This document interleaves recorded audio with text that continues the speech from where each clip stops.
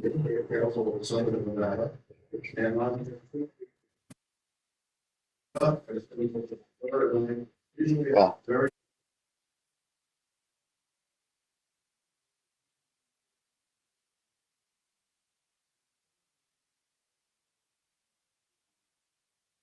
This is the Golden Rule license plate, which is the plate that is sponsored by the Interfaith Council, and we work with the state government. And you're signing up to receive this plate and have it on your car. This is a quite good way to support the work of the Interfaith Council. So if you believe the idea of elections, loving relationships between people with different faiths, fix it to the pretty good. We welcome you. We're going to put it over.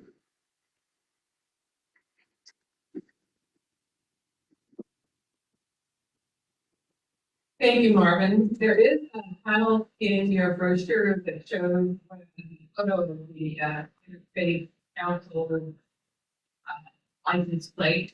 You can go to a website there to learn how to get one of your own. So yeah, we're here today to talk about world peace. And so, first of all, we're going to get the Panelists proponents.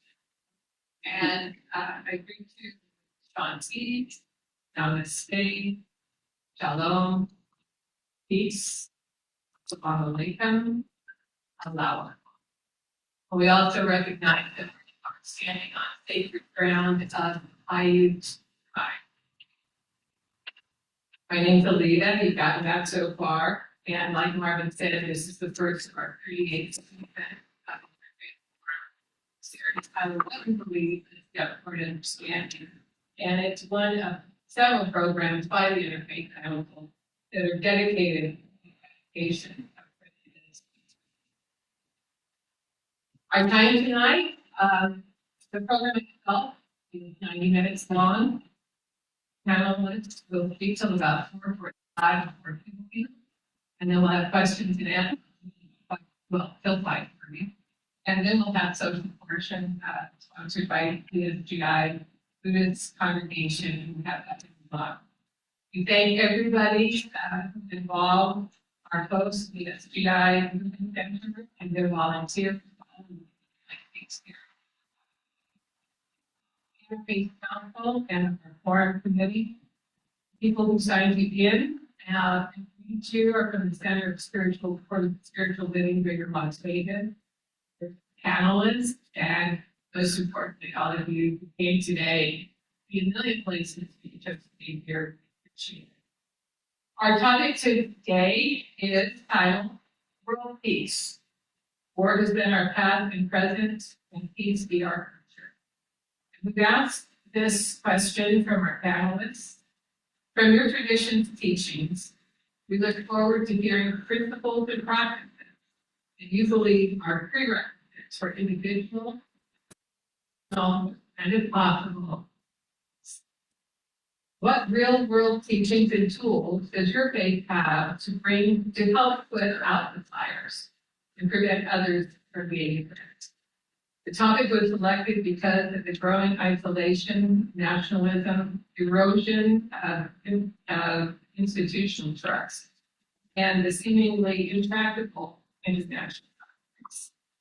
People long to hear what religions, which are the key driver of human action, say about politics.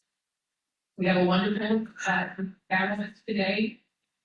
I know somebody's going to say you don't have any women. I am a woman, and this is just the way it happened. Okay? I'm the boss, so anyway. The first person we're going to hear from the first religion is from Mr. Jeffrey Antonera. He is the vice and leader of the Las Vegas region Soka International USA, and is a practicing SGI Buddhist since 1987. There's more information in your brochures about these wonderful people. I'm just going to say it on the word each of them. Then we'll hear from Dr. Devinder Singh, is a Southern Nevada physician practicing in the Las Vegas community. Then we'll hear from Reverend Will Rucker, who is the leader at the intersection of interfaith collaboration, public health, and human connection. Then we will hear from Imam Shamsuddin Wahid, call him Shams, which I'll be calling him today. He is the Imam and director of Mosque Ibrahim in Las Vegas, and a long time board manager. From the Baha'i faith, we'll be hearing from Dr. Samir Vieiro. He's a physician here in Southern Nevada, serving the Baha'i community as the study circle coordinator, helping to build capacity among people. And finally, a crowd favorite, our friend Michael Robot, we call him Mike. He's an attorney and a former president of the purpose of the forum is to hear the actual teaching of these different faiths as opposed to the misinformation that circulates in the public square. It's also to meet and be in the presence of and interact with people of different faiths and philosophical backgrounds, and to visit different houses of worship. And for that end, I'm pleased to introduce Mr. Trey Smith, who is the extension of how it's used by members of their faith, and then we are a friend, in prayer, but in this case, it will be a chance. So, Trey, please.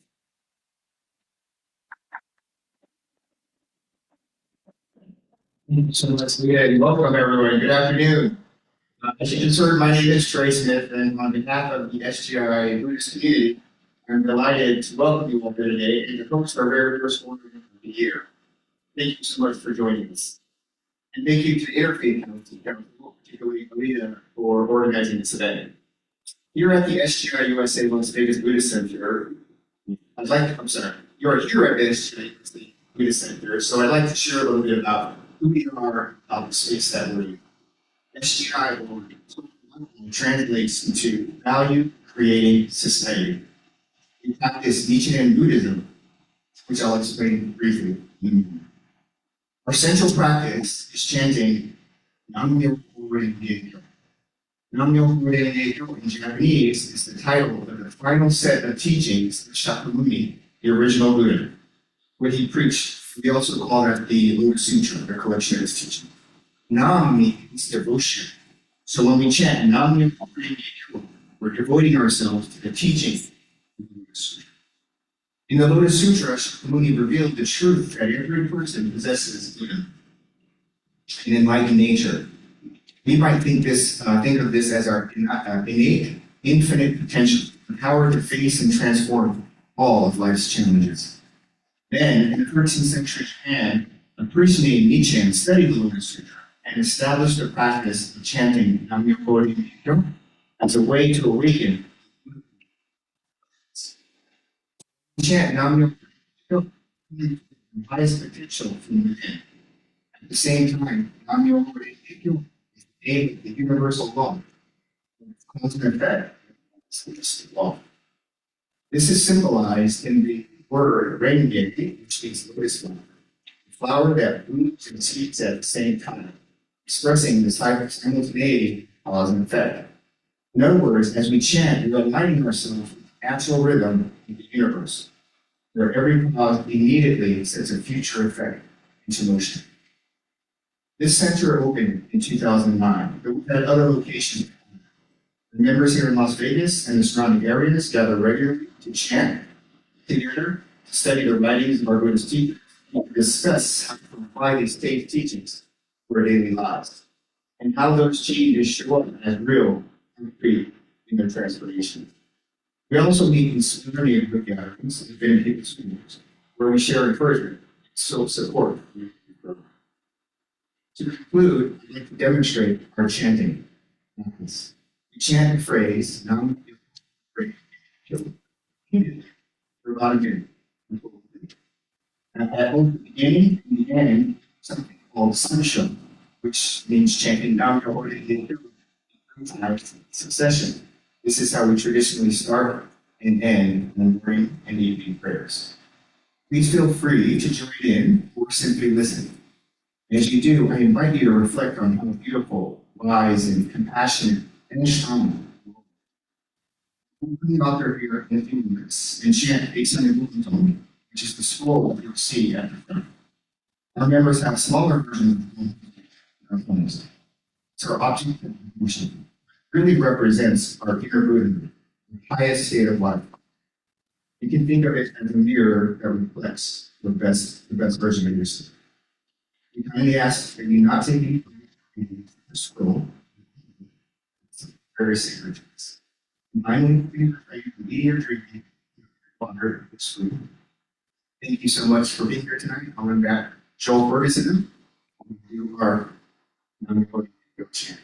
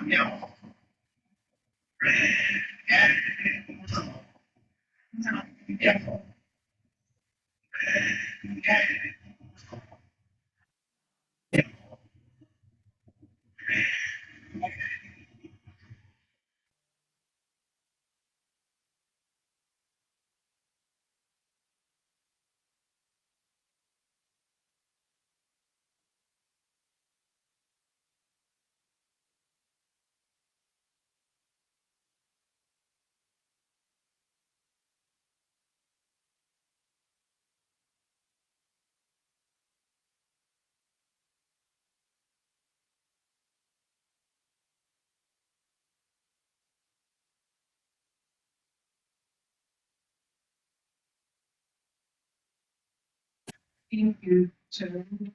Great. Thank you very much. We appreciate it. If it's very first time.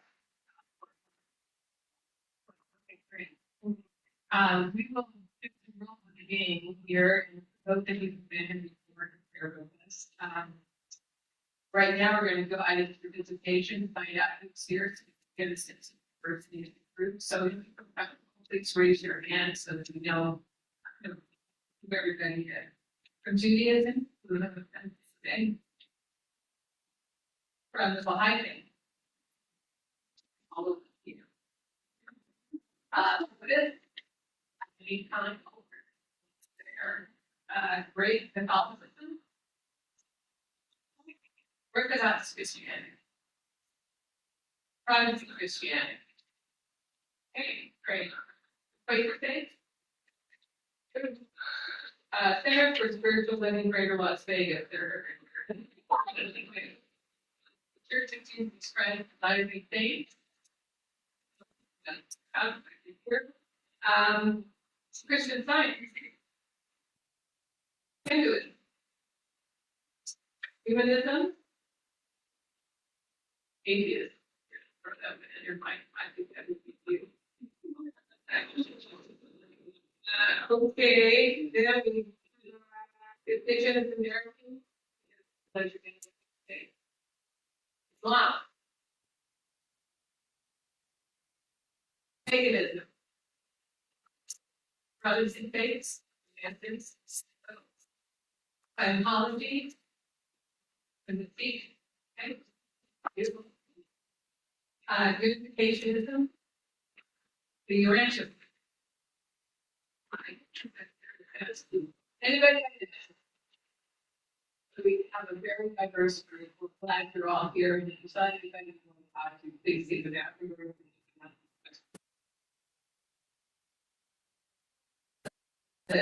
Cameras have 6 minutes. The bell will ring at 5 minutes.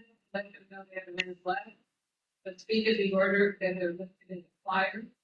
For your questions and answers, people, as they're speaking, you can write your question, raise your hand, and we have ushers who are going to pick them up here and Allison and Marvin too. So they're going to get invited. If you have a question, raise it. That way they'll have a question at the beginning. So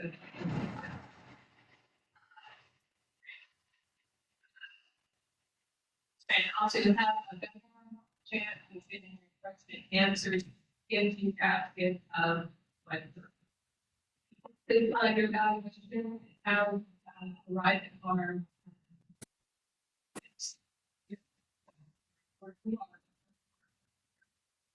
gradual are that we have and staff had faith, speaking only for ourselves, we're not interpreting faith and other religions or beliefs. We accept what is. So if we agree, that's great. Don't agree, we agree, disagree. And so at this moment, we ask, we pray that we feel the spirit of the one who created us all as we share with one another what we believe.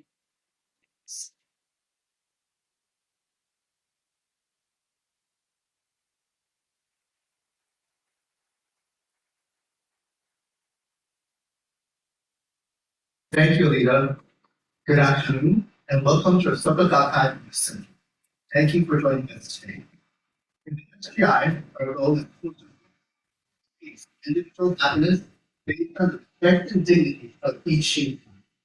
We believe that the root causes of conflict and suffering we refer to as the 3 points of greed, anger, and foolishness. They supplicate a third president of the SGI proposes the antidote: courage, wisdom, and compassion. Our dedication to nonviolence is grounded in the concept of independent origination, profound understanding that all phenomena. This understanding compels us to transform ourselves to positively impact those around us. President Calix makes quote the concept of dependent origination, the idea that all things are connected and interdependent underlies all of Buddhist thought. The struggle of Buddhists is always nonviolent, waged with words. Willingness to engage in discourse and dialogue proves we view others as human beings, as a process of waking people's conscience and touching their lives, an undertaking requiring extreme patience and a flagging perseverance. The Lotus Truth Jar considered the Buddha's highest and most important teaching, one-to-one dialogue, as one of the most notable activities for developing our humanity. President Ikeda states, quote, dialogue starts with a courageous willingness to know and be known by others. Painstaking and persistent effort to remove all obstacles that obscure our humanity. And he is engaged in dialogue with scholars and activists, and has always emphasized that real dialogue is rooted in respect and the desire to learn from one another as the first step towards peace. Through genuine dialogue, we can uncover our shared humanity and dismantle the barriers of discrimination and conflict born from our political ignorance to recognize the dignity and the intrinsic value of every life. At the heart of our global world peace movement are discussion meetings. These neighborhood gatherings where we chant, study, and most importantly, share our experience of applying Buddhism in our daily lives. Each story, encouraging both, reminds us that real change begins with our own. So what exactly is human revolution? It's one of the greatest benefits of our Buddhist practice, of fundamental inner transformation of lives at the very core, challenging those things which inhibit the expression of our full potential. As we chant to reveal our Buddha nature, change from the inside out, which brings about a change in our environment. We believe that change in one individual can ripple outward, transforming families, communities, and ultimately Human revolution is a term used by Second Circle Gakkai President Jose Clinton to describe a fundamental process of inner transformation, whereby we break the shackles of lesser self, bound by self-concern of the ego, going in altruism towards a greater self, capable of caring and taking action for the sake of others, ultimately of humanity. As President Kidd asked, there are all kinds of revolutions: political, economic, industrial, scientific, artistic, but no matter what one changes, the world will never get any better as long as people themselves remain selfish and lacking in compassion. In that respect, human revolution is fundamental of all revolutions, and at the same time, necessary revolution for humankind. The individual process is the very key to sparking change on a global scale. President Decatur writes, quote, a great human revolution in just a single individual will help achieve a change to the destiny of the nation, and further, will enable to change the destiny of all humankind. My journey as a Buddhist began in Hawaii in February 1987, when I attended my first meeting where everyone was in high spirits, and I remember someone sharing a faith experience of personal inner transformation and the benefit they received as a result of chanting. I was living with my sister's family at that time, and I wasn't sure if chanting these words to a scroll would make any impact on my life. So I first started out as a closet. I chanted quietly in my bedroom, morning and evening. And as I began to experience actual proof of the power of my practice, my faith blossomed. I no longer hid my beliefs, and my confidence was out and proud. Just began to inspire others around me. One of my pivotal human revolution experiences is when I moved from Hawaii to San Francisco. I attended graduate school, but lacked the confidence that I was smart enough, just enough to succeed. In one of my first graduate classes, I would be stressed, and my stomach would be in knots even before I went. I thought to myself, this is one stress I can control. So I decided to drop the class. And I went to see my professor. He offered to meet with me after class and even pull my drop slip. I thought, why did he have to be so nice? Couldn't he just leave me alone so I could live a stress-free life and just go on wandering aimlessly with my life with no career path? During this time, I was chanting to rebuild the wisdom, the courage, and compassion in my own life, to win over my self-doubt. And as my belief in myself and my abilities changed, my environment began to respond, working in favor to support my goal. When I did, I graduated and became a California Community College counselor, where I helped thousands of students realize their potential. These students, in turn, taught me resiliency, tenacity to never give up. My youth revolution has allowed me to live the life I've always dreamed about and to inspire others to go after their dreams. Several of my former students and I have staff, faculty, or administrators in education. A living example of that group that I previously mentioned, where one person's inner transformation naturally inspires change in others. As SGI leaders, these are the ways we contribute. It begins with chanting and engaging in our human revolution or inner transformation. Secondly, sharing our practice with others who believe in their own potential. Then, by creating value in daily life by making every interaction expression of respect. Fourth, by engaging in peace, culture, and education efforts. And finally, by fostering unity, dialogue based on our interconnectedness. World peace begins with us. By transforming ourselves, we become the kind of people that transform society. Thank you again for your kind attention and for letting me share this practice and movement for peace. Thank you.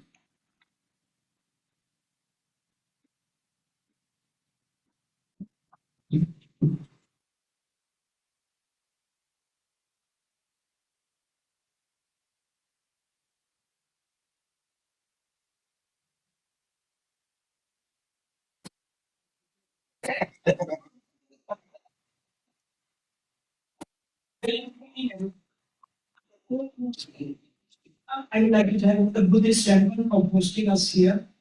And thanks are also due to Anita, 38 years. I remember being a talk here like 600 years back, and my beard was all black. And I said, no.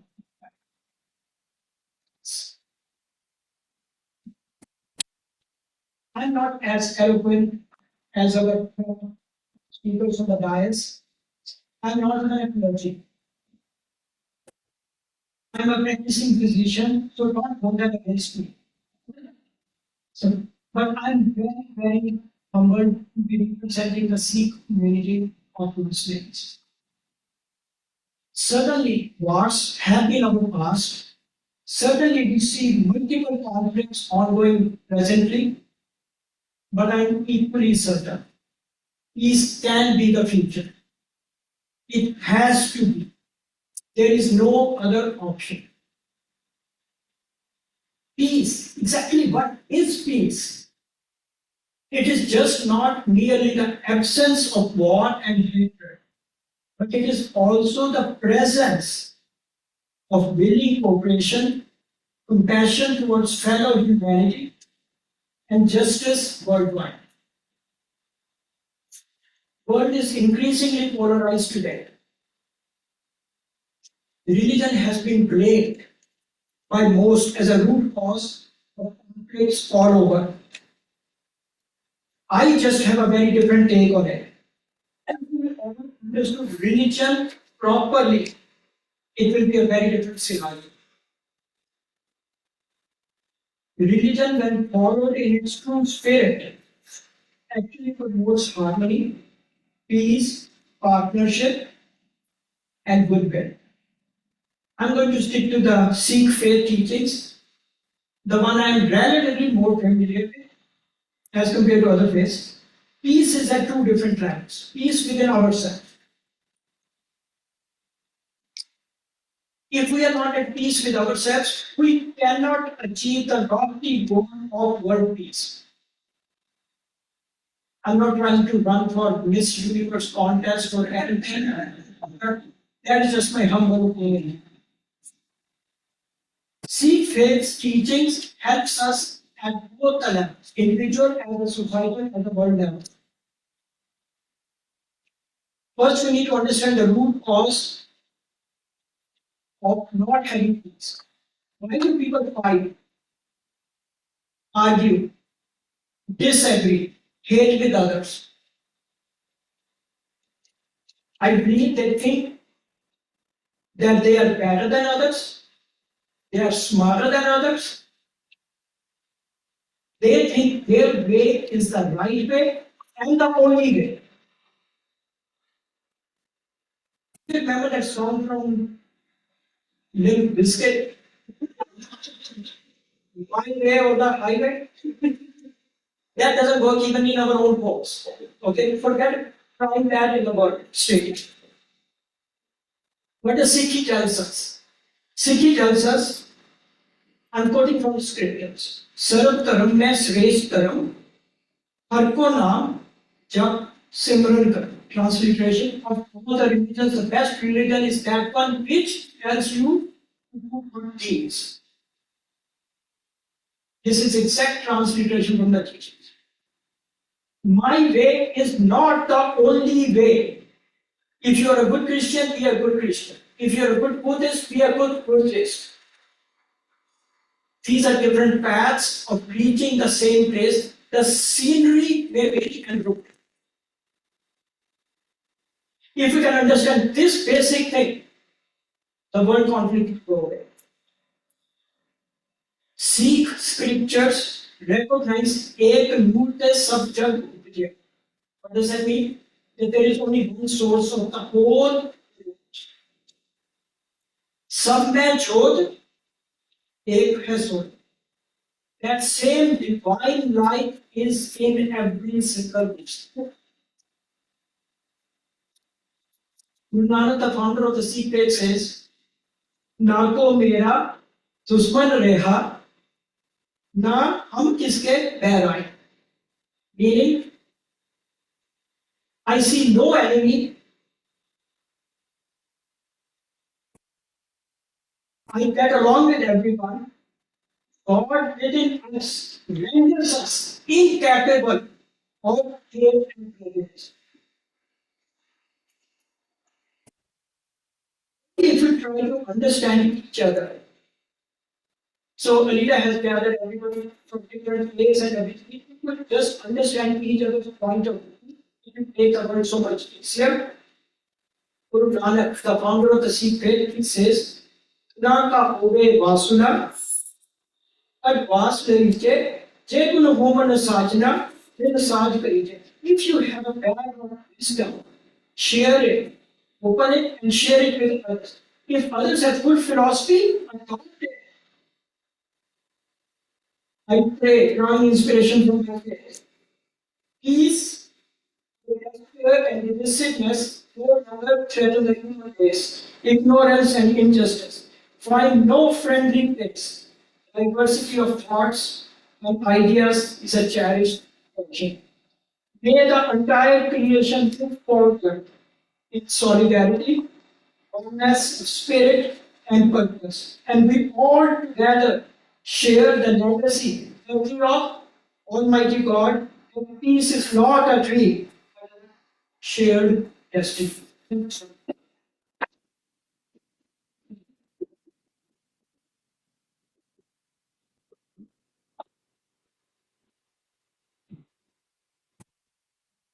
Evening.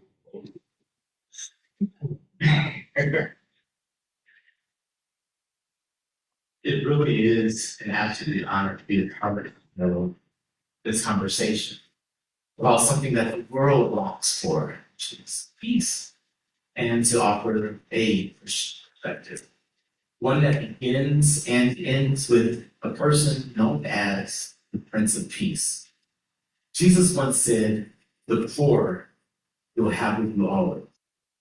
That line is often misunderstood as an acceptance of equality, but it's actually a profound statement about the human condition. There will always be poverty of some kind, not just material poverty, but emotional, relational, and even spiritual. Modern psychology calls this hedonic adaptation, our tendency to quickly return to a baseline of dissatisfaction. Simply put, we get used to blessings. We normalize progress. What once brought us joy now simply feels ordinary, mundane. We build bigger, buy newer, fight harder, and still feel incomplete. This cycle fuels conflict. It's why peace at every level, personal, communal, global, remains so very fragile. Jesus was revealing that until our hearts are transformed, we'll keep trying to fill the infinite with the temporary. Christianity, peace isn't the absence of war and conflict necessarily. It's the presence of Christ. When Jesus spoke the words, "My peace I leave with you, my peace I give to you, I don't give it as the world gives," he was contrasting two ways of being. The world offers peace through control, through treaties and power and possession. But the peace that comes through Christ comes through surrender, through compassion, through grace. It's a peace that can coexist with uncertainty because it's not grounded in circumstance, but in relationship. It's grounded in divine love that holds us steady even when everything else is shaky. This kind of peace doesn't require that the world is perfect. It requires that we are present. The peace is not passive. When Jesus said, "Blessed are the peacemakers," he was blessing action, not neutrality. To make peace is to repair what's been broken, to choose reconciliation over retaliation, to love beyond our convenience. In our tradition, we call it shalom, a Hebrew word richer than simply calm, right? Shalom means wholeness, justice, harmony with God, with ourselves, with our neighbors. It's peace as restoration. So the Christian word of peace is like this: feeding the hungry, not just with food, but with dignity, listening to those who see the world differently without needing to win, choosing forgiveness even when vengeance feels justified, creating systems where compassion is as strategic as it is moral.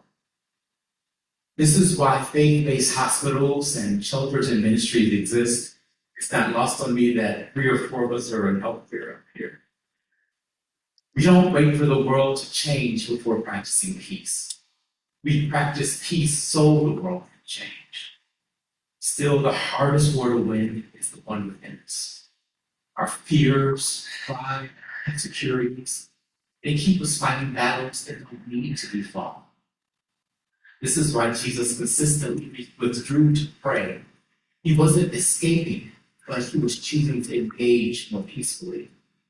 If we want world peace, we must be first willing to become peace, to still our inner storms, but we don't project them onto others. Prayer and meditation and worship, these aren't escape hatches. They're training grounds for peace. Every faith represented here today has said in its own way, peace begins in the human heart. And I just want to add that peace begins in the heart before it can shape the globe. So when people ask, is peace a pipe dream? I think of the resurrection, the ultimate declaration that even when love appears to be defeated, it rises again. War may be our past. War, sadly, is our present. But peace, divine peace, is possible for our future. Because in the end, Christ didn't just talk about peace, he embodied it. And that is the invitation to all of us, to live as if reconciliation is stronger than revenge, to live as if mercy is more powerful than might. So yes, the poor will always be with us, but they're here to remind us that we are all impoverished without them. If we can learn to live from the still point where love and justice meet, then maybe peace won't just be for the future. It will become our shared practice in the present. And I'll close with this. Faith, hope, and love remain. The greatest of these is love. Thank you.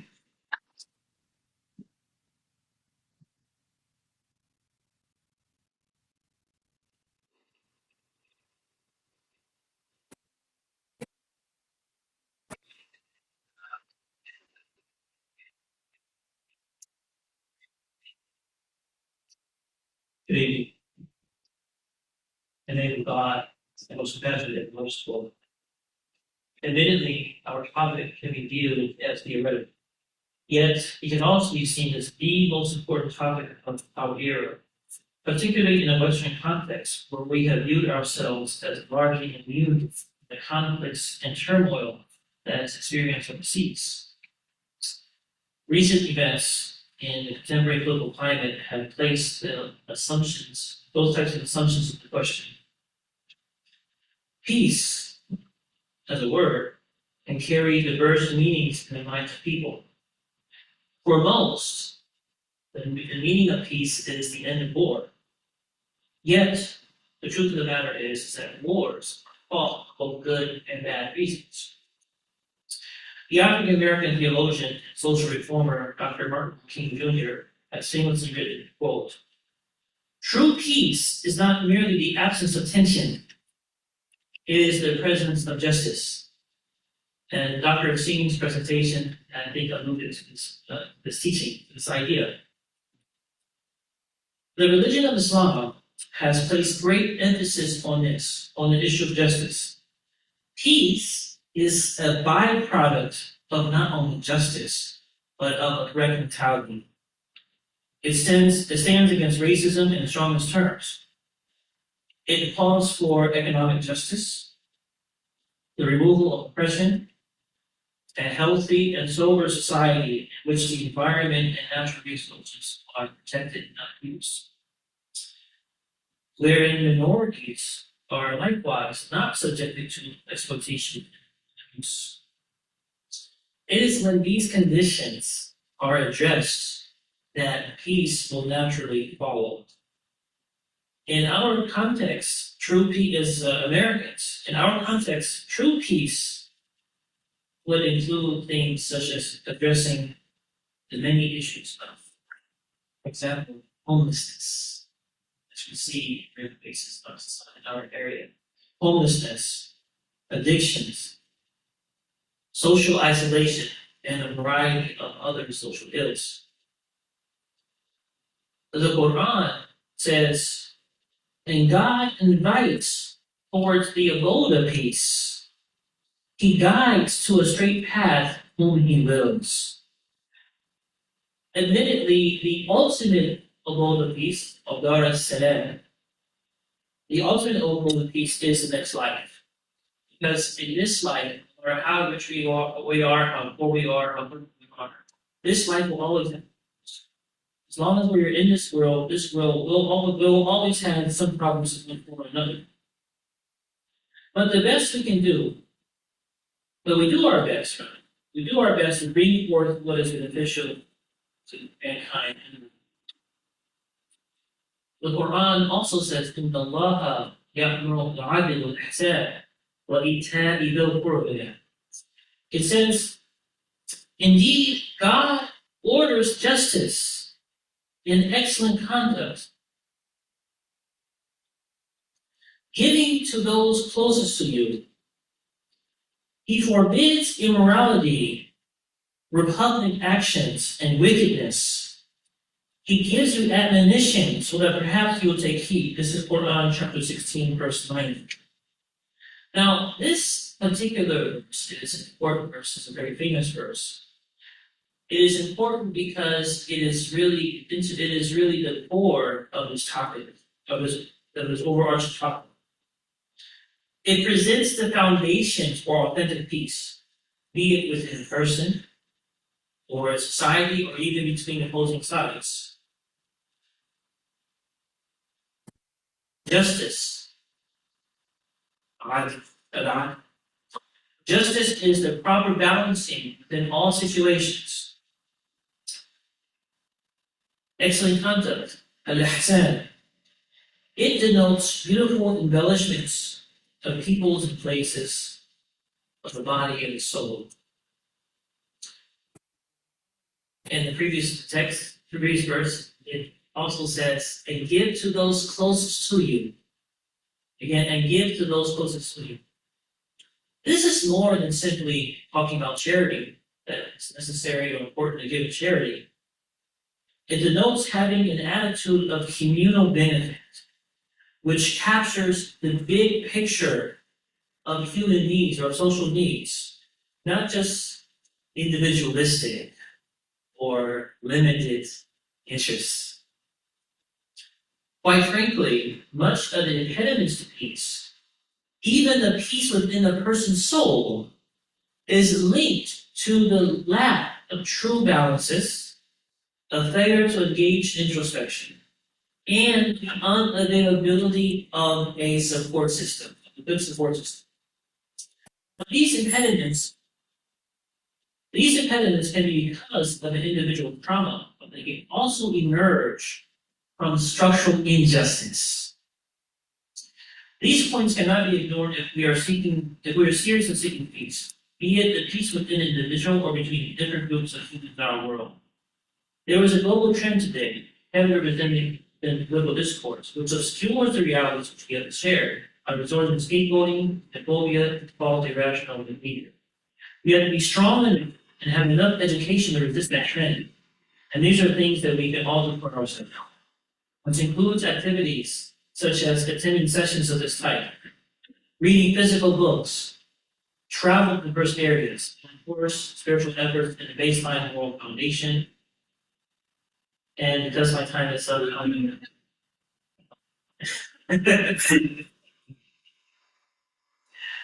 these are things that all of us can do, which include activities such as attending sessions of this type, reading physical books, travel to diverse areas, and of course, spiritual efforts and a baseline moral foundation, we have the ability for growth. And we say that God has given us the ability.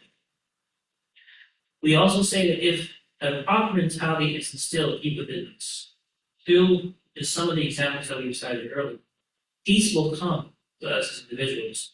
And if justice is truly the interest of those who wield power, peace on earth is actually needed. Thank you.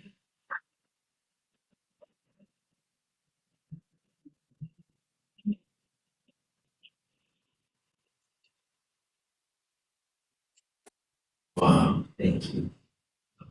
Good afternoon, everybody. You'll have to pardon my voice. I just came back and my brother's getting married, so we had a little bachelor activity. It was all holy activity, nothing immoral of any sort happened, I promise. As a representative for my faith, I have to make sure that's clear. So good afternoon. It's beautiful to see this interfaith collaboration. See so many different faiths represented in here. I'd like to begin with this quote to frame the Baha'i perspective first. For the first time in history, it is possible for everyone to view the entire planet with all its myriad diversified peoples in one perspective.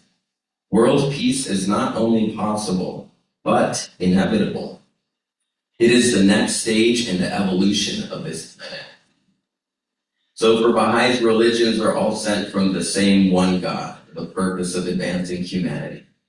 God sends prophets to humanity one by one, and these prophets guide us through stages of maturity and development. And at this stage, Baha'is recognize that Baha'u'llah, the prophet of the Baha'i faith, is the latest of these messengers, and he's coming with a message for the establishment of peace and unity worldwide. From the writings of Baha'u'llah, the purpose of religion, as revealed from the heaven of God's holy will, is to establish unity and concord amongst the peoples of the world. Make it not the cause of dissension and strife. So what inspires the conviction in Baha'is that we will, at some point, attain world peace, that it is inevitable? Two elements stand out as the force behind this conviction. The first is this conception of religion that I just spoke about as the force that moves humanity forward. The second is the framework for the achievement of this world peace. Again, from the writings of Baha'u'llah, God's purpose in sending his prophets unto men is twofold. The first is to liberate the children of men from the darkness of ignorance and guide them to the light of true understanding. The second is to ensure the peace and tranquility of man and provide all the means by which they can be endowed. So the establishment of a family unit, of universities, of a legal system, or an understanding that murder is bad, that love is good, that love is a concept that exists, is a principle that's inextricably linked to the revelation of religions throughout history, and it's a principle that is shared amongst many religions, as we have heard. At times, humanity uses religion in its own ways and its own interpretations, but humanity matures, and so does the message that comes with the prophets. The religion of the past did not discourage world peace, of course, but for a humanity that was unaware that there were people on other sides of the ocean, where the quickest means of communication was a person carrying information on a horse or on a ship, the concept of nuclear disarmament, of a global civilization, of meeting as a humanity, as one human family, was not yet within our understanding. So humanity progressed from a newborn, maybe beginning with understanding that there exists such a thing as a loving God, to which high understanding that we love our neighbors, and that's one way that we love God, and we continue progressing, and so on through these great religions. Today, humanity is in its adolescence, as a teenager. Growing pain, rebellion, experimentation. And when we see a teenager, we don't say that they simply don't contain maturity, they don't have the capacity to be an adult like we are. We understand that to be an element of the stage of life in which they are. Similarly, Baha'is don't claim that there's no chance of peace, but we're simply at a condition of immaturity. So secondly, behind our conviction is the frame outlined in the principles, laws, and values of the Baha'i. These principles include the equality of men and women, the eradication of prejudice of all forms, including racial, the fundamental harmony of science and religion, the necessity of justice for the establishment of all human endeavors, the need for universal education, among others. The barriers to peace are also explicitly mentioned in the Baha'i writings. Racism, inordinate disparities between the rich and the poor, unbridled nationalism, religious strife. These are barriers that are thoroughly denounced in the Baha'i writings, and most modern-day humans agree on these. The task before all humans is to look at these barriers in themselves and in their own communities. Where do these inequalities and barriers exist, and how do I break these chains? This is not a process that lies only inward or only outward, but they go hand in hand. I am an individual and I develop, and then my development helps my community develop a little more. And then that new community gives rise to further heights that I can achieve as an individual. Baha'is believe peace will not come through more people just simply becoming Baha'i, becoming religious, becoming believers in any certain system, but rather through a dedicated commitment of all humans to establish unity, justice, and, of course, peace, first in the circles and spaces that they occupy. These circles form communities. These communities form societies. Societies form nations. Nations form our global planet that we all share today. So the efforts of the worldwide Baha'i community specifically are largely focused on establishing this within communities worldwide. We are hoping to establish grassroots endeavors that empower all individuals of humanity to view their community in this light. Educational programs that are offered to all in the Baha'i community and outside focus not simply on what individuals believe about God, about religion, or about individuals in themselves, but rather do they view themselves as active protagonists in humanity's future? Do they believe that their deeds can make the world a better place? Having more people who do believe in this is a task that the Baha'is are fully pursuing in communities. I'd like to close with these words from Baha'u'llah, that religion is the chief instrument for the establishment of tranquility amongst its peoples. We are, of course, all walking towards this tranquility together. Thank you.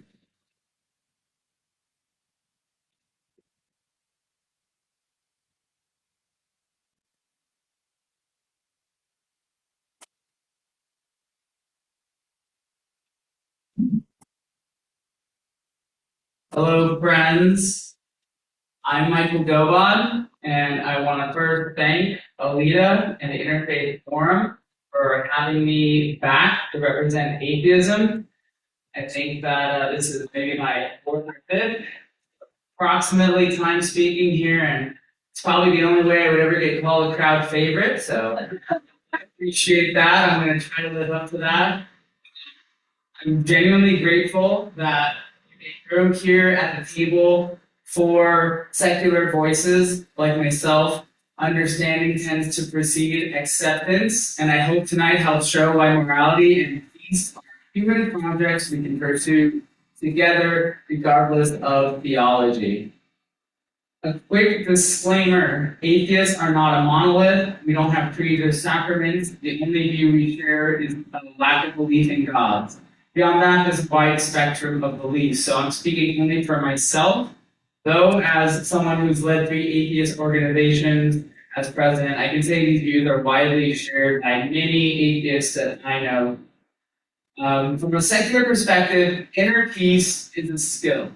So I'm going to start with inner peace and then discuss interpersonal peace and finally world peace. Now, only a human it's a personal skill because it's something any human can train without subscribing to a doctrine. Practices like mindfulness and meditation are useful precisely because they're about attention and awareness, not belief. Sam Harris's book, Waking Up, explores this in a secular frame. Learning to observe thoughts and emotions are as passing events rather than identities. Noticing that calm and clarity can be cultivated through practice, and discovering that compassion often grows when reactivity shrinks. So why does this matter for peace? Because dysregulated individuals escalate conflicts. Calmer individuals de-escalate them. When we can pause before we react, when we can see our own fear, anger, and pride and let it settle, we become less likely to pass our turbulence to others. In that sense, individual peace is the first public good. It is the upstream condition for kinder families, safer streets, and more constructive politics. Now on to interpersonal peace. I am a personal injury attorney. I see conflict where people are hurt and trust has broken down. What consistently helps is process. Habits that work whether you're religious, spiritual, or secular. So I'll share some techniques with you. Slow down the conflict. Take a breath, a beat, and a question before rebuttal. Separate people from the problem. Dignity first. Critique ideas and behaviors, not identities. Lead with listening. Summarize the other side's strongest case before stating your own. Shift from position to interest. Ask why each side wants what it wants. Join fact-finding. Agree on what data you'll trust together so truth doesn't feel partisan. Trade fairly. If you give something low cost and high value to them, ask for something parallel in concession. And design for tomorrow. Include repair pathways, apology, restitution, and safeguards. These are secular tools grounded in psychology and game theory, not dogma. They respect conscience and seek for fair outcomes. In my practice, when parties feel heard and treated with dignity, they accept solutions they would have rejected 5 minutes earlier. That posture translates from injury claims to school boards, city councils, and family living rooms. And I propose that morality is deeply tied to living a good life. So it matters to all of us. Many assume you need God for morality, but I frame right and wrong in relation to how actions affect the well-being of other conscious creatures. Now, importantly, core technologies across many faiths emphasize compassion, honesty, generosity, and a care for the vulnerable. Finally, I want to talk about world peace. Wars have many causes: power, politics, resources, territory, honor, fear, and sometimes religious identity. Religion isn't uniquely to blame, but it can harden boundaries when doctrines are treated as non-negotiable identity markers. A secular civic framework helps here, not by erasing faith, but providing neutral, common rules everyone can own. Some of those are the rule of law, applied equally, not selectively.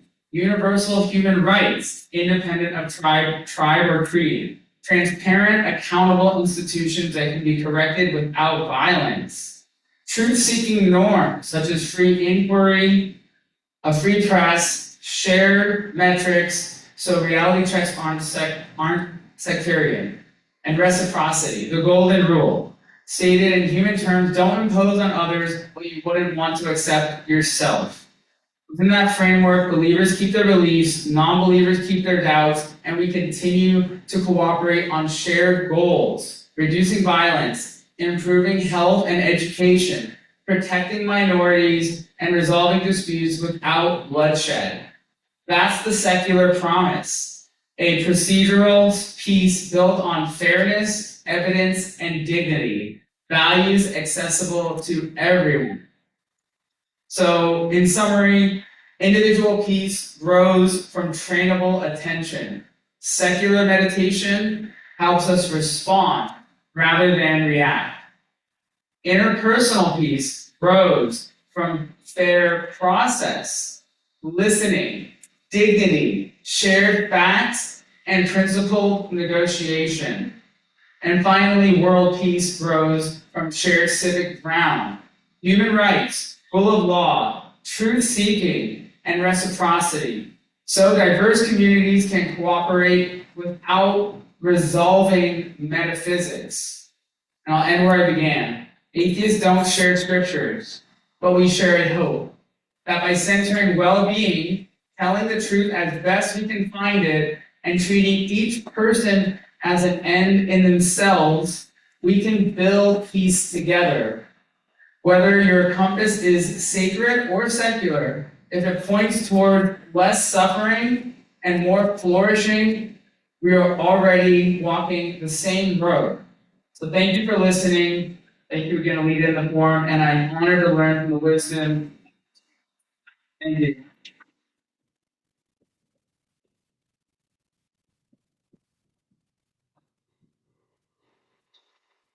Well, that was wonderful.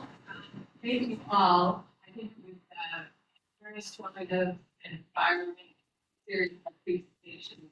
So please join me one more time and a big round of applause for these comments.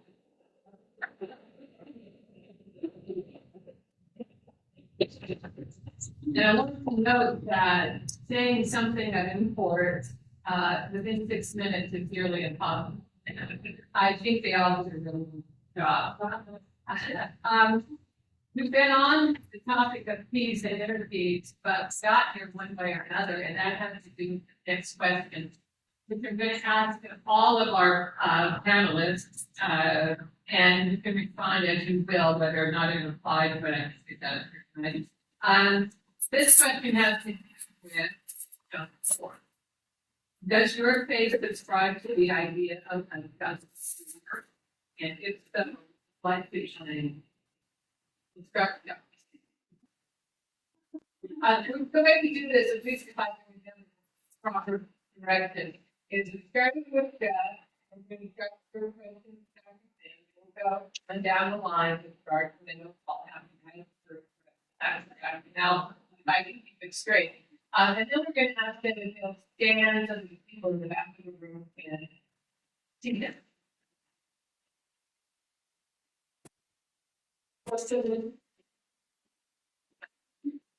Just four. Just more. So the question is there any such? It's okay, it's been time to do.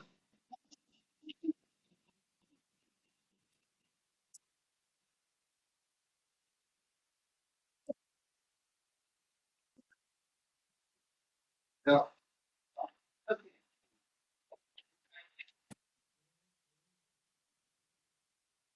Is whether is there something called a just war? I believe that yes, there are situations when you are not standing up for the rights of the weak and the weak who cannot protect themselves. It may be a situation where yes, it makes a situation where you have to fight the oppressor. But remember every single thing, even in a war, compassion towards the oppressor is important. You cannot fight wars for personal gain. And in Sikh faith, there has not been a single war that they fought for land, for property, or to grow their influence, or any such thing. There were wars where Sikhs had to fight, but those wars were to protect the weak and the weak, because there was a time in that time frame when people were being forcefully converted into different faiths. So Sikhs stood up to protect the weak and the weak.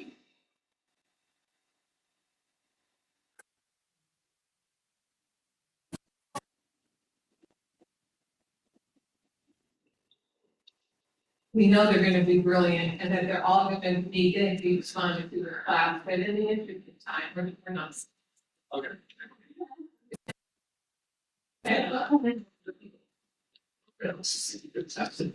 Oh, sorry. There is a distinction in debate between murder and self-defense, killing in self-defense. That said, there is a deeper thread, which is forgiveness. Most have probably heard the phrase turn the other cheek. And so while it may feel uncomfortable, I arrive at the notion that there is no just war in the violent sense. However, there is a just war for peace. There is a just war for justice, for equality, for humanity. And so that the just fight is certainly in our faith tradition. But when I look at compassion, it's broken up in three parts. The first part is an awareness, seeing that suffering exists. Secondly, it's being moved with empathic concern, actually caring that injustice exists. And that third piece is really important, which is being moved to act. And so if we're framing this in an action of compassion, then I would say compassion is the just war.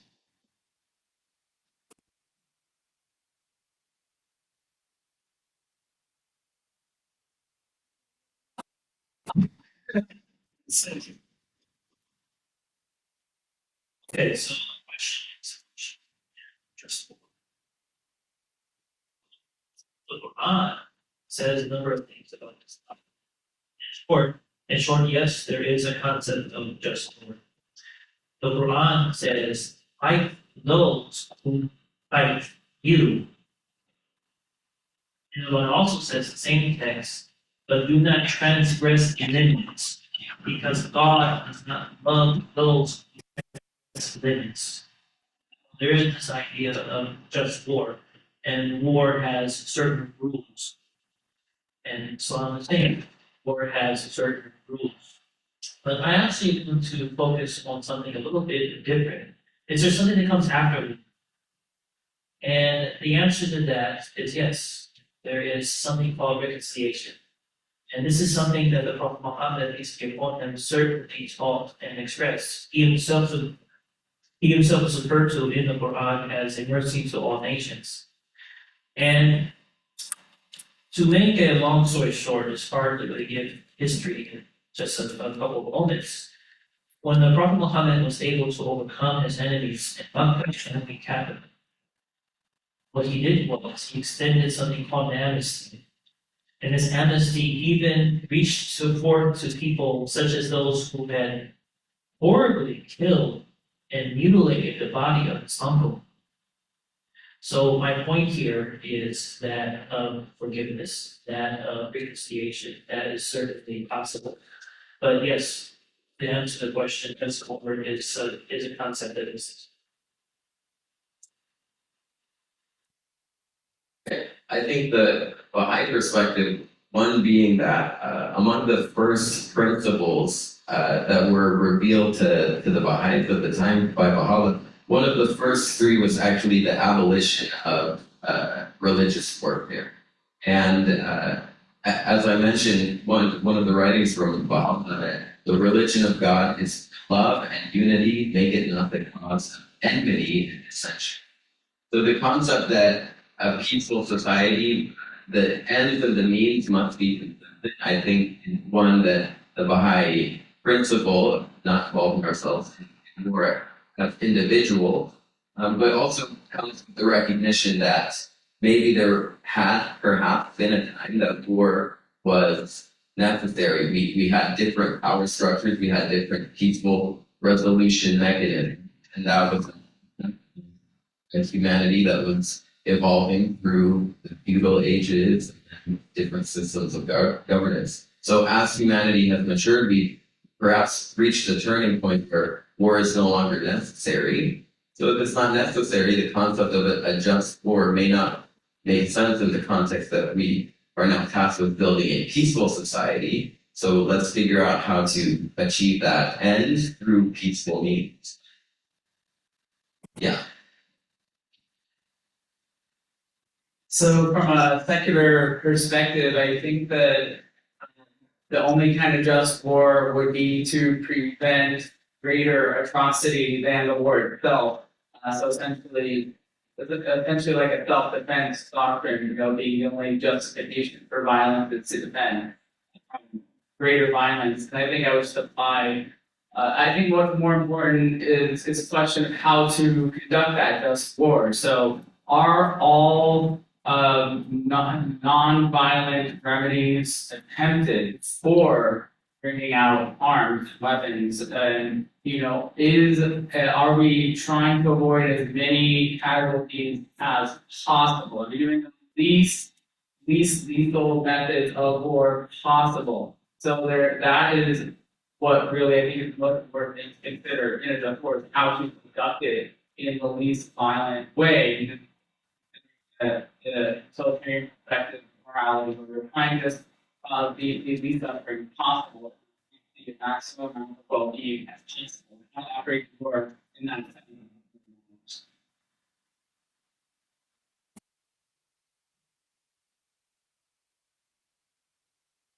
Thank you.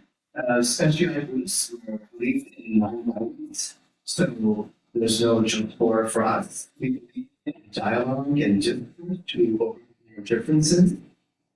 Based on our shared humanity, our shared origination, we define our energy, and based on that, we've been moving confidence. Thank you.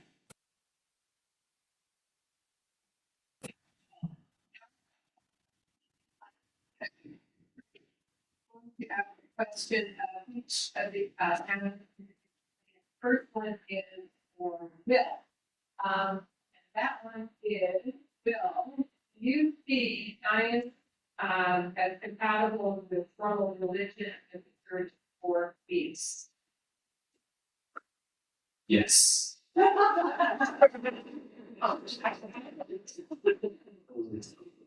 Science and faith are not in any way compatible. In fact, there is a mystery within science that faith allows us to explore. And so I would say that staying in a posture of curiosity and humility, and versus again kind of that rightness trying to win the battle for intellectual superiority or something like that. So yeah, it's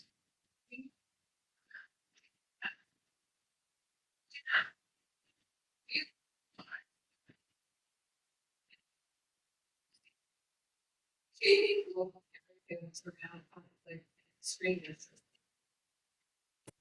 Can you actually, and then can you see how negotiation inspired by the ideal of mercy would address? It's actually a very previous question, not this.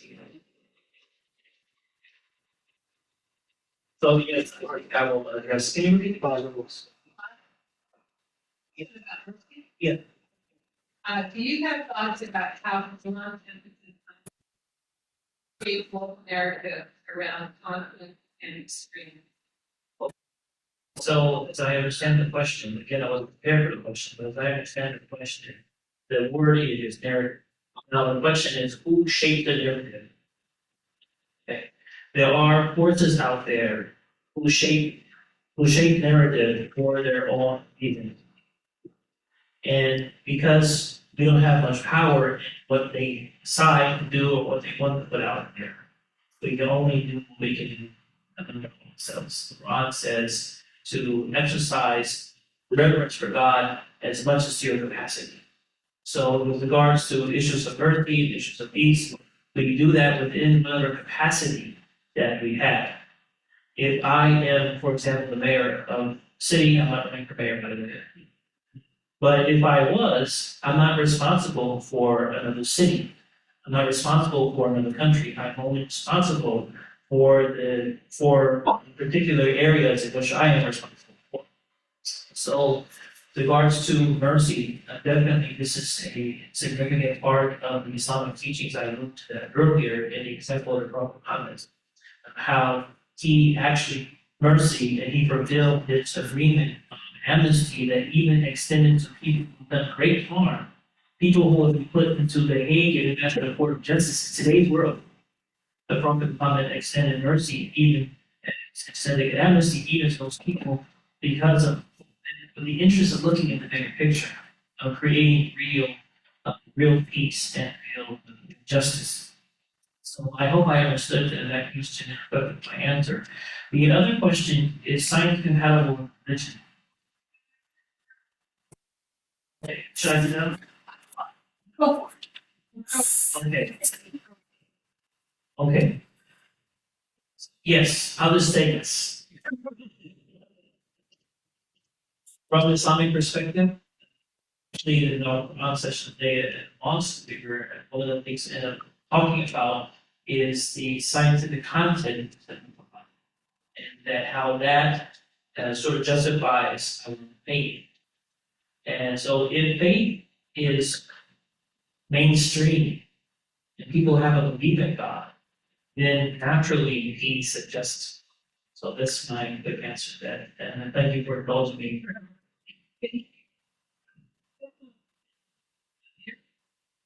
How does the Baha'i feel of the unity in diversity actually work? Does that unity actually encourage things as they see in action? Yeah, good question. So unity and diversity, I think we can understand that in the lens of the analogy in the Baha'i writings of a garden with many flowers. And what lends beauty to that garden? Is it that it has more of this or more of that, or is it like a bouquet that it has varied elements? And the Baha'i writings would claim that the beauty in the human family lies in the diversity that we have also. So then how do we find unity within that? The writings also say that our highest identity is that above the national and racial and ethnic and whatever other identities are intersecting in our own self, the highest one is being human. So we find unity in that without losing the expression of the others. We can have expression as American, as myself, Mexican, as whatever it is without that escalating to nationalism, which would be at the point where my diversity has now it's been counterproductive that that one identity gets taken to the extreme. So unity and diversity necessitates that I have space for all of these things, but at the same time, I remember there's an identity above any one of these things, which would be the human identity. And the idea of how Baha'is are trying to build this world, there is a peaceful world to the concept of this speech has to begin at the grassroots, because imagining the legislation of peace and the elimination of murder is illegal in almost every locality of the world today, and yet murder persists. So where's the disconnect? And I think the change of the human heart is the disconnect that has not yet happened. So peace does not come from the top down, from the United Nations issuing a beautifully worded statement saying peace is necessary, please stop fighting. That is not how we get there, and they try. And League of Nations and United Nations, we keep trying, and that's not how. So the grassroots level approach allows us to permit that diversity where a village in the Congo or a city in Mexico can decide for their own selves what is necessary for peace with the understanding of the equality of women, the elimination of racial prejudice, the harmony between science and religion, the need for justice, education. What does that look like in each context? That's where diversity needs its highest expression as opposed to sameness, where every place, everywhere should be doing the exact same thing at the exact same time, the exact same way. That really does eliminate the beauty of the diverse with the world community. Thank you. What change? Or said another way, the biggest barriers to peace. Maybe they get one.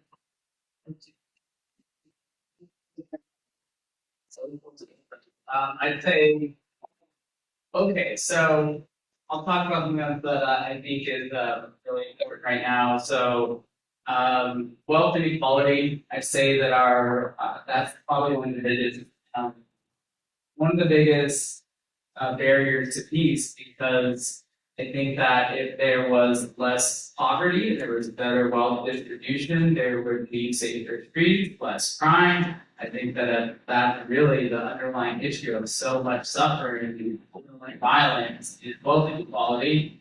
And I think that we are on the precipice of almost infinite resources with AI that we will be able to produce and have federal resources for humanity. And if we don't change the economic system we have, then the people who own the means of production and the robots and the AI will have all the wealth, and there will be no work for anyone else, and then they will have to live in bunkers underground because if they see the light of day, they'll eat them.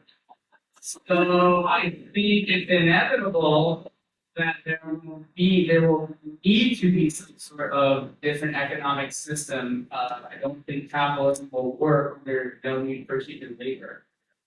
The whole ethic of either work and people has to go away. Have to share the wealth of AI equally, and if it's trained on all of human knowledge, I think we all deserve a piece of that wealth. Thank you.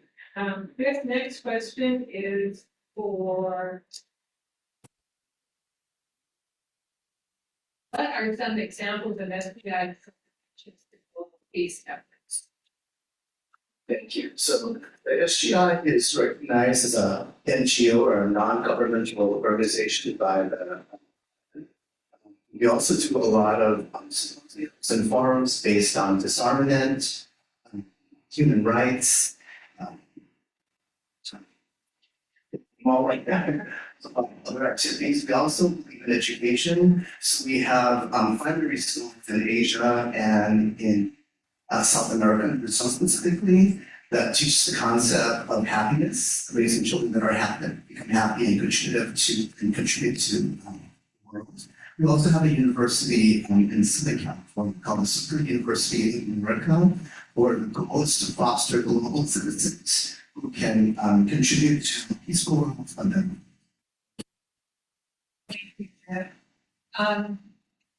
Okay, then for Dr. Singh is Sikh teachings, as this person understands them, encourages living as a saint soldier. How do you personally balance spiritual peace with the call to defend justice? Excellent question.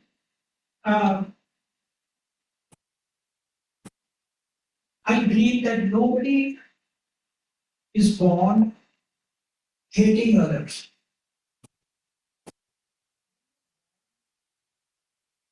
Doesn't matter who picks you up, you love that. They are not thinking, oh, you are this, you are that, I'm not going to like you or anything like that. We are going to have one common thing, and that is the feeling of love. I believe that we learn hatred over time. Societal norms tell us this way, this is not good, that is not right, and learn the bad things that way. So the question is, if we can learn to hate, I certainly believe we can teach to love. There is absolutely no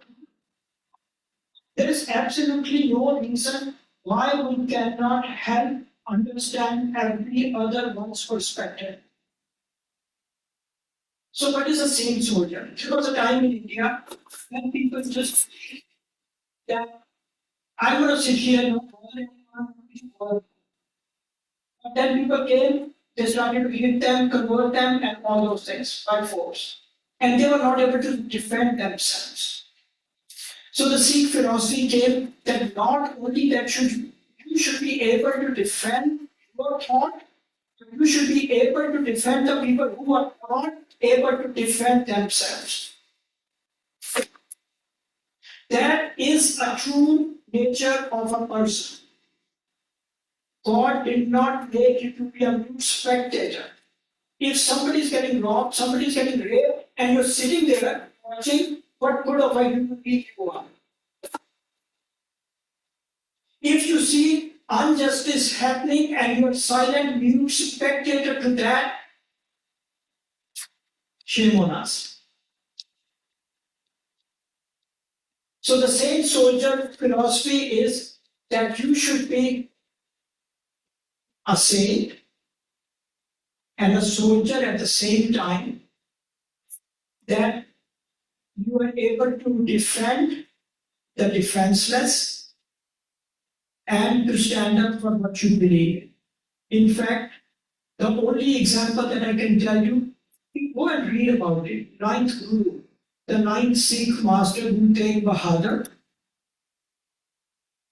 he was killed because he decided to stand for the silent majority at that time, because they were being converted. They were being told that if you don't convert, you will be killed.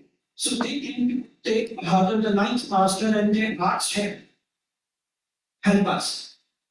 So he said, if they can convert me, then you all will convert. And they had so much faith in him, and he was not from that faith.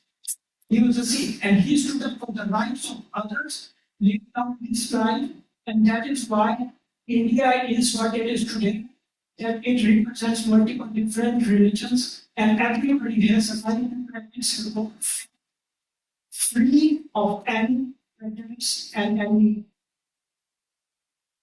bias. Thank you, Dr. Sam. Okay, it's 5:30.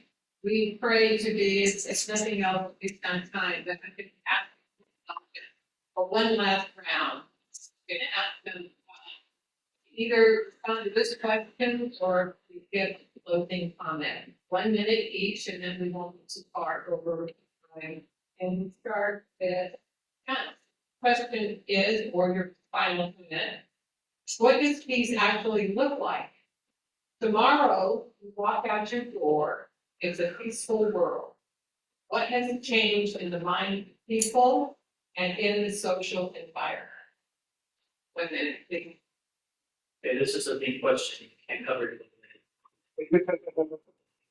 But as a 30-second summary, what peace would look like, presence of justice, just that one. The presence of justice. You stand, please. Sorry. Yes, so what peace would look like is Junior is the presence of justice. A world where people have a place to live, where people have dignity and respect. Good job. Same question. Big question. Tomorrow I wake up. I think in general it would be that peace would, in addition to me being a peaceful individual, would be how am I walking in my own community, in my own space. I don't need to inform you all how members of our own Las Vegas community are suffering, or there is a lack of justice, of unity, there's a presence of prejudice, racism in our own community. So how do we turn that into an outward-oriented perspective where everybody is thinking about everyone they interact with in terms of bringing forth a little bit more peace? Looks like reaching across the political aisle, whatever politics, or reaching across interfaith boundaries. I think that's a reasonable first step. But I think sustained, committed action in the communities that we live in, getting to know our neighbors, something as simple as that, and seeing what comes from those conversations. If all 8 billion humans alive today were to engage in some systematic routine pattern of trying to enact a couple of principles, I think humanity would progress towards peace a whole lot quicker. So, simply speaking, it would mean no more human on human violence. That's what it would look like. To get there, I think that it will require more resources and better resource distribution, like I said, and also more acceptance, not just tolerance, but just acceptance of different world views. Exactly what we're all here for, to understand each other, try to accept each other's views, even though they're different from our own. And resources and differing beliefs and territory are the number one reasons for non-human violence and war. So if we start solving those problems and spreading wealth, so there's no more hunger, no more wealth inequality, and then we also break down borders and let people live wherever they want to live. That might also help resolve territorial conflicts, no matter what you believe or who you are, whether you want to live, and the resources that are statewide order be necessary. So I think that's kind of what a world of peace and no more war will probably look like. Thanks again for having me. As for us, SGI Buddhist, we believe that world peace begins with ourselves. We take responsibility for our world. We and the chant that we did earlier today to bring the highest life condition, so we can deal with daily life. So it's really practical application for our Buddhist chant. I think that by we transforming ourselves first, we can transform peaceful society.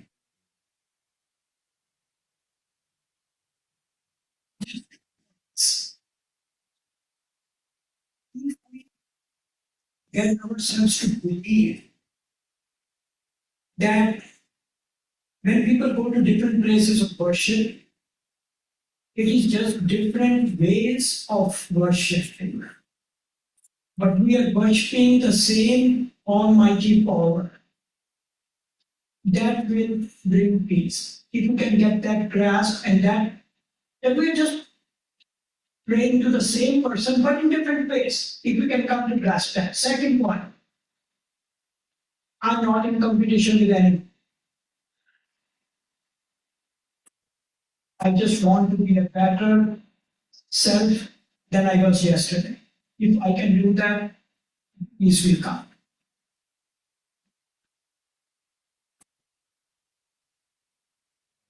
Peace as wholeness, no lack in this. Jesus taught that the kingdom of God, the kingdom of heaven, is within. And so if we can adopt that first, as so many have said, then the kingdom without will be at campus. In the book of Acts, it talks about the Holy Spirit coming down like fire. And when the Holy Spirit had come, they shared all things in common. That was operating in oneness, in unity. So whoever lives in love lives in God, and God lives in that person, however we define God. And the Lord, our God, is one. And so with that understanding, that recognition, that's where we find peace. Can we give them all a big round of